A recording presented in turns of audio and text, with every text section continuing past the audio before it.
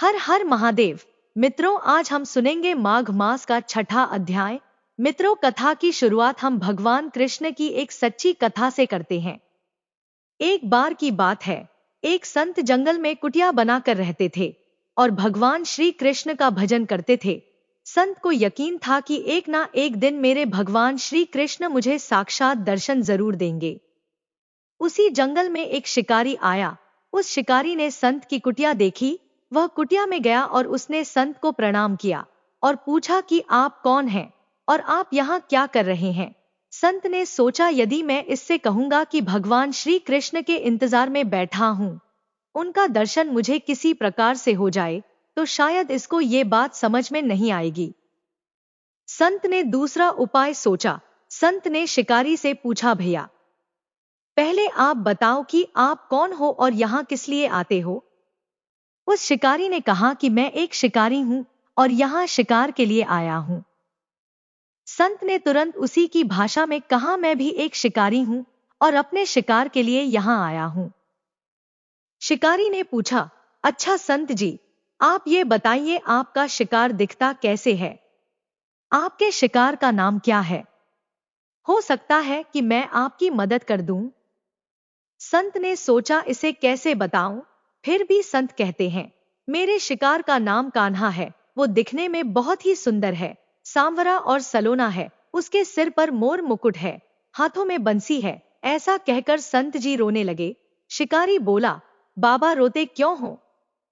मैं आपके शिकार को जब तक ना पकड़ लूं, तब तक पानी भी नहीं पीऊंगा और आपके पास नहीं आऊंगा।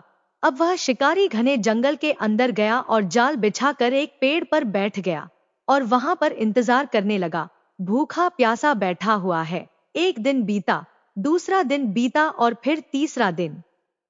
भूखे प्यासे शिकारी को नींद भी आने लगी। बाके बिहारी को उन पर दया आ गई। भगवान उसके भाव पर रीझ गए। भगवान मंद मंद स्वर से बांसुरी बजाते हुए आए और उस जाल में खुद फंस गए।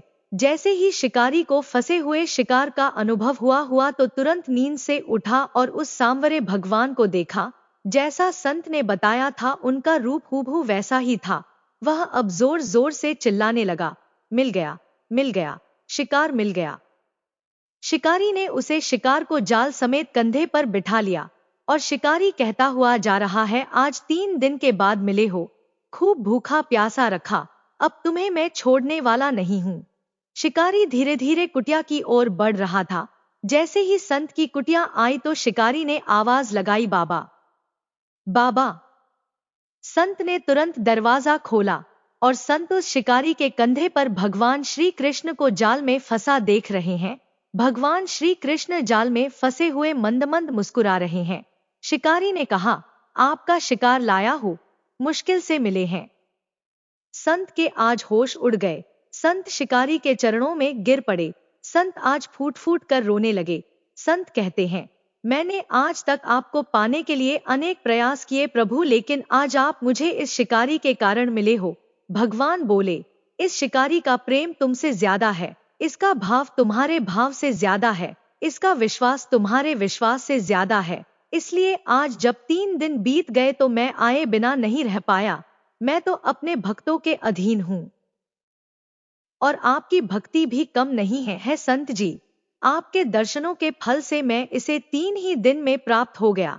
इस तरह से भगवान ने खूब दर्शन दिया और फिर वहां से भगवान चले गए।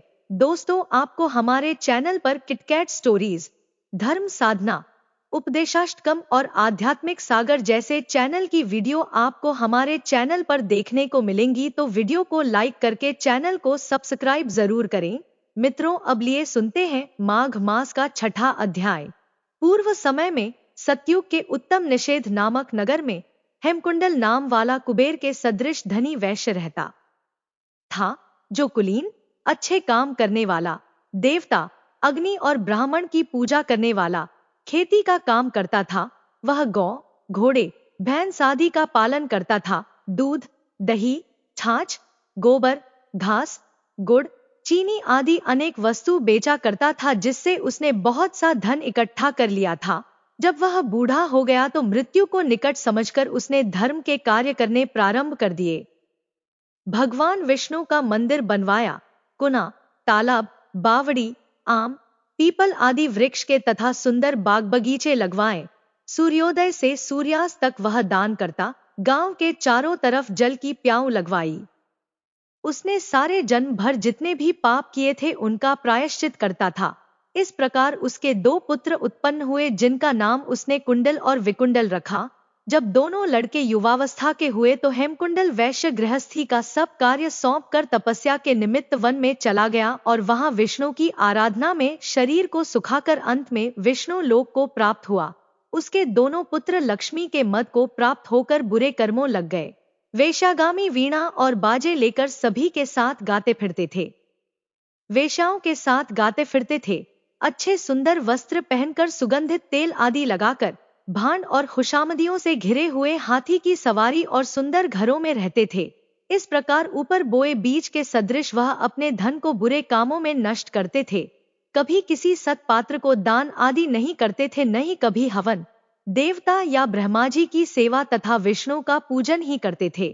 थोड़े दिनों में उनका सब धन नष्ट हो गया और वह दरिद्रता को प्राप्त होकर अत्यंत दुखी हो गए। भाई, जन, सेवक, उपजीवी सब इनको छोड़कर चले गए। तब इन्होंने चोरी आदि करना आरंभ कर दिया और राजा के भय से नगर को छोड़कर डाकुओं के साथ वन में रहने लगे और वहां अपने तीक्ष्ण बाणों से वन के पक्षी, हिरण आदि पशु तथा हिंसक जीवों को मारकर खाने लगे। एक समय इनमें से एक पर्वत पर गाय जिसको सिंह मारकर खा गया और दूसरा वन को गया जो काले सर्प के डसने से मर गया। तब यमराज के दूत उन दोनों को बांधकर यम के पास लाए और कहने लगे कि महाराज, इन दोनों पापियों के लिए क्या आज्ञा है। मित्रों, इसके आगे की कथा यानी अध्याय 7 सुनने के लिए वीडियो को लाइक करके चैनल को सब्सक्राइब जरूर करें।